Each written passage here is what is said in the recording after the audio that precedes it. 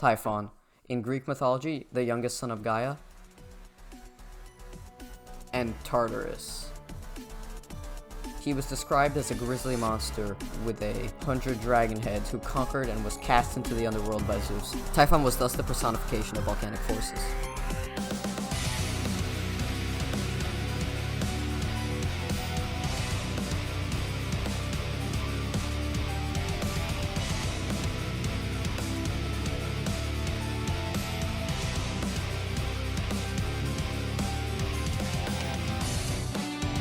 Welcome to Typhon's Vault, Minecraft's most mechanical prison.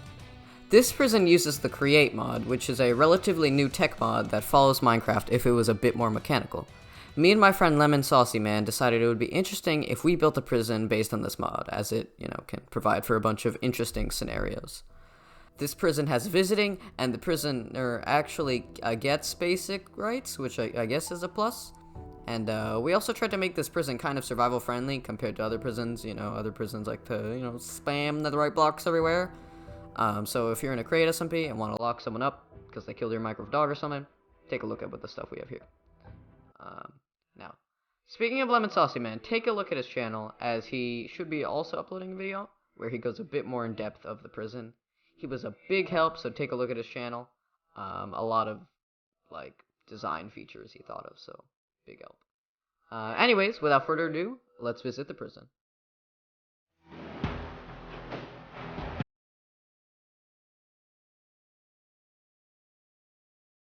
You start by putting all of your stuff into the chest, and once a guard makes sure that he fully receives everything, he will put it into an orange shulker box and then keep all of his stuff in the inventory. If at any point you do something suspicious, the guard is able to throw all your stuff in the, the giant lava pool outside. We have a nice moat. Once the guard makes sure everything is good, he will then send the trolley over. When it reaches your side, the person will step onto the trolley, and the guard will send it across.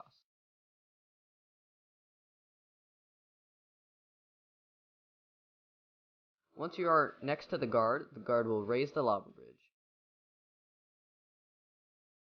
When the bridge fully rises, you two will hurry across, and at about the halfway point, the guard will deactivate the windshield.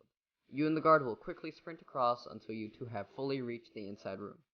Once you are both safe, the guard will reactivate the windshield and will lower down the lava bridge. You two will enter the nether portal and wait for a guard on the inside to unlock and open the lobby, allowing you to enter. Congrats! You've reached the main lobby. Once everything is sorted out on the guard's front, and there's at least one guard in the guard area on the inside of the kill check room, a guard will open up the elevator door, and you two will walk into the very, very claustrophobic elevator. The elevator will rise to the second floor, where the guard will open up a door and allow you to enter into a small area. Once the guard closes the door and you are fully inside the chamber, you will wait until the guard goes down the elevator and joins the other guard inside the guard area. Once this has all been sorted out, you will be let out of the chamber and you will crawl down this area until you reach the kill check. You will set your bed, and then the guard will then lock you into the kill chamber. A hose will come down and will fill the chamber with lava and kill you.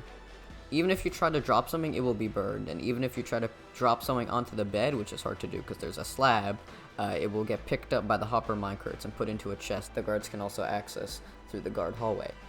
And even if somehow you get past all of these measures, a guard will be standing in the areas where you respawn, so even if you drop anything, the guard will pick it up before you respawn. You will follow the guard onto the elevator, and then the elevator will rise onto the third floor. The guard will open the iron door, and you will step into a very small chamber for you to set your bed in. The guard will lead you out, and you will go under the stairway. The guard will also will do a manual kill check to make sure there are absolutely no items on you. The guard can also kill you multiple times to make sure you definitely have no more items on you. If you are a visitor, you will step into the drip station to get your drip. Basically, it's Curse of Binding Armor that prevents visitors from just putting full netherite on to kill the guards if they somehow sneak something in at this point. You will walk up to the top area, and if you are a visitor, you are now provided with an ender pearl. You can then throw this into the stasis chamber so that you may be brought back out of the cell after you are done visiting the visitor. You and the warden will walk up the ladder and crawl into this hallway.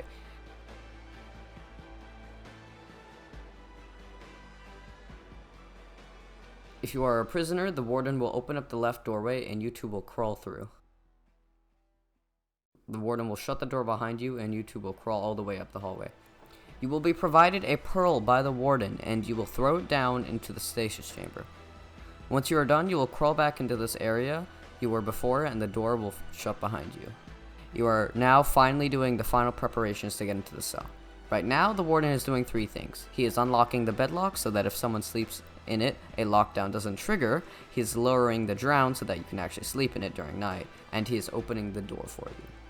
Once it turns to night, you will sleep in the bed and you will have entered the cell.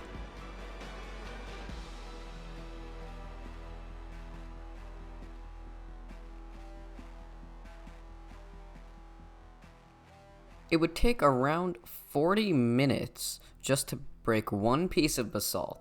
And even if you somehow manage to not lose your patience and break a piece of basalt, it will regenerate and a lockdown will sound. The respawn system works between 2 reversely charged sticky pistons. You will always spawn on one of these 2 blocks, and the pistons are constantly moving, making it so that you drop down right away. When respawning, I guess you can steal potatoes, but who are you stealing from exactly? Yourself? You can't really do anything with them. If someone tries to break you out and is caught, or you just want to lock other people up, we also have 2 other mini cells. These cells are very cramped and small and aren't as secure, but still provide a good way to keep other people in prison as well. The walls in the cell are made out of regenerating cobblestone. If you are Mr. Armor Stand prisoner here, you're just stuck here forever, to be honest. But if you are a visitor, once you are done visiting the visitor, you can get called to be pearled out. Once you are ready to leave, you will follow the guard and the guard will raise the elevator and open the iron door. You two will get on the elevator and head down. The prisoner will crawl back into the chamber where he respawned and you two will drop down into the main lobby.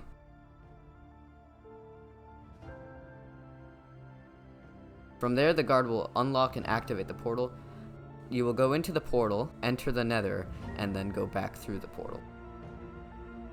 From here, the guard can escort you out of the prison, give you back your stuff, and will make sure you click on a bed outside the prison so that when you die, you don't respawn back in the cell. The guard will then go back into the prison to continue his shift.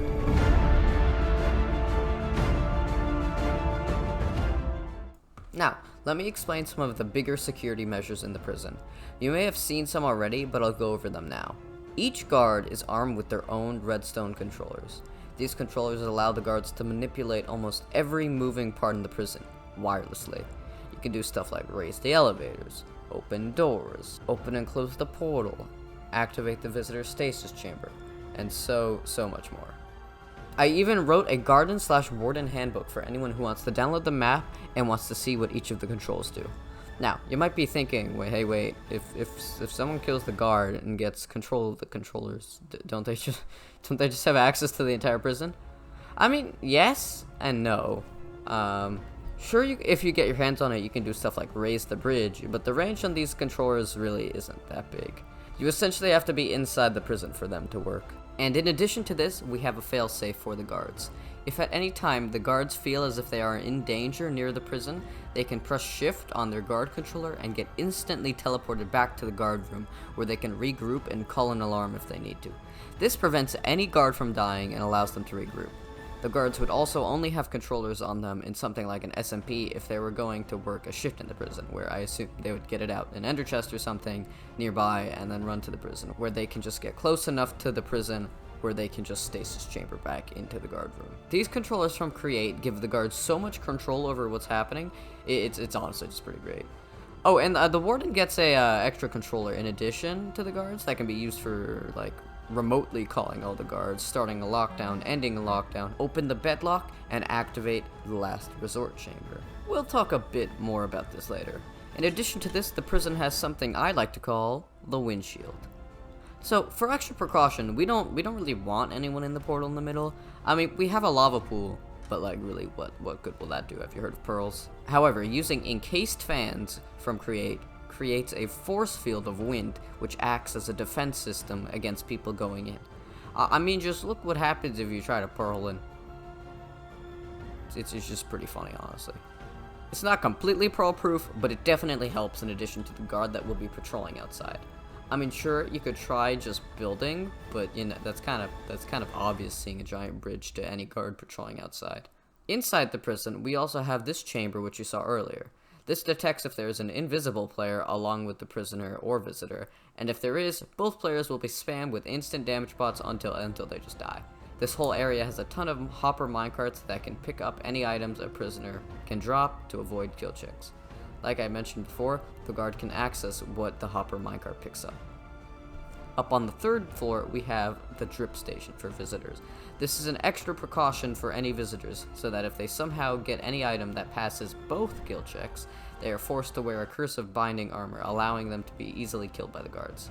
For the guards, make sure that when the visitor enters the prisoner's chamber, the visitor with the carved pumpkin does not die, because they'll drop the pumpkin, and then that could lead to a bunch of issues, while the armor, on the other hand, could just be collected by the guards. And just like any other prison, we also have Elder Guardians. We have 6 Elder Guardians in the prison to keep it slightly survival friendly, so that you realistically would only have to raid 2 monuments, which isn't terrible compared to like the 50 to build other prisons in the world. But if you, for just testing purposes, want to kill or add guardians to the prison, we have buttons to whoever downloads the map outside the prison. These Elder Guardians make it so that you get mining fatigue applied to you quite frequently, and to prevent the breaking of blocks. The guards also have access to composters that allow them to look through into what the prisoner is doing. The composters can simply be crawled into and then right-clicked with your pumpkin pie when you are in it, and you can also right-click in it with the pumpkin pie to stop looking through the walls. You can pearl out from there.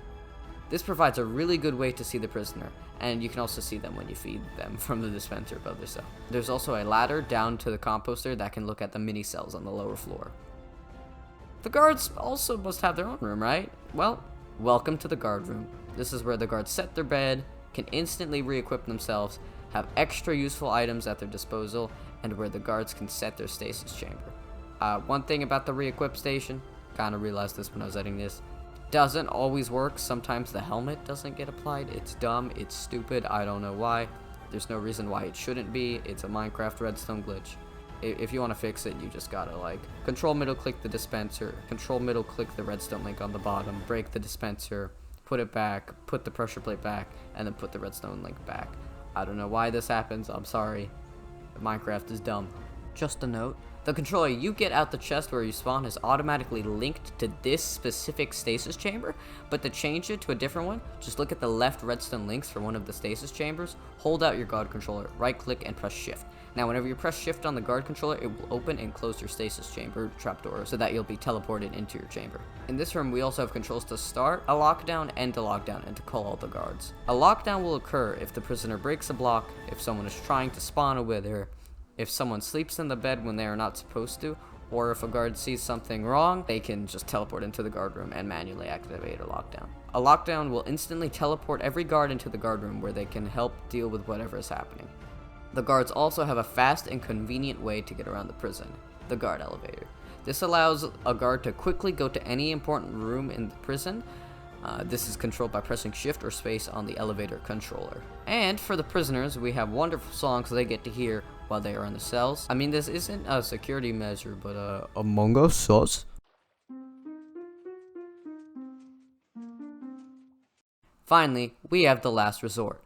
Let's say the main prisoner escaped, right? Oh, well, darn, oh darn, the guards have lost, right? No, you're wrong. We thought of a system against this. Remember this small hallway into this area? Yeah, this is the last resort chamber. Here the warden can unlock this lock and shoot the prisoner's pearl into the wall, where the prisoner will be teleported back into the cell. This works because when the prisoner is entering, they throw a pearl down into the stasis chamber. This last resort thing would be best done when they have just escaped and haven't clicked on a bed yet. Now you may be thinking, well Alex, what if someone just simply breaks the bed? The prisoner will be teleported into the cell and can just slowly starve till they die and eventually escape. I mean, it would take a while, but you know, they could just die and escape. No, not really. If someone sets their bed and it's broken and they have not set a new one, A guard can simply place the same type of bed in the exact same position, and even if they haven't re-clicked it, they'll still respawn there. This works because Minecraft just checks where the location of the bed you clicked on was, where you can respawn, and if it is physically there. If this info isn't overwritten by you clicking on another, then boom, your spawn point is still set there. This makes the system pretty much foolproof, and even if the prisoner does set their bed somewhere else, which I doubt it because they'll probably be chased by guards and will forget, I'm sure the guards will find a way to get the prisoner to reset their bed. The system also kind of acts as a way to combat pearl stasis chambers by fighting pearl stasis chambers with more pearl stasis chambers that, instead of setting you free, will indefinitely trap you.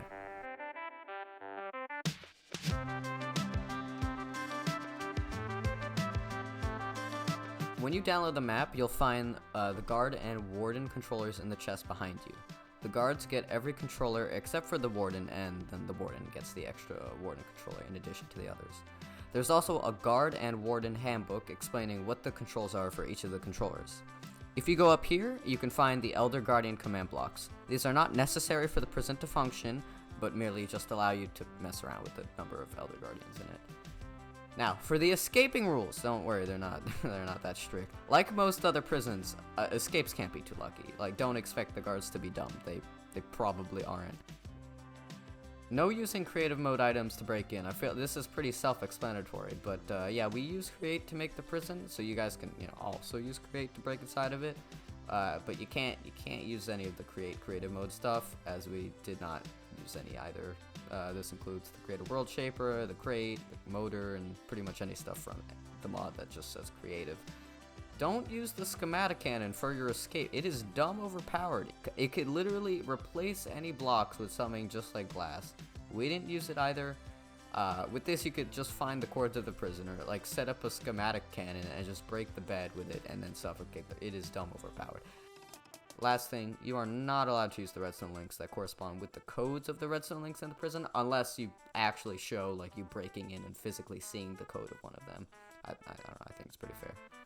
That about wraps it up. If you have any escape ideas, let me know in the comments, and please feel free to make a video on you escaping this prison and let me know in the comments. I will read every comment, unless there's like 1,000 comments, which I doubt it. It's not gonna blow up. This video took so much time. The combination of building it, refining it, testing, and then recording and editing it. A like or just subscribing would really be appreciated. I hope you enjoyed this video. This is Amzing Alex, and I'll see you in the next one. Oh god, this took 2 months!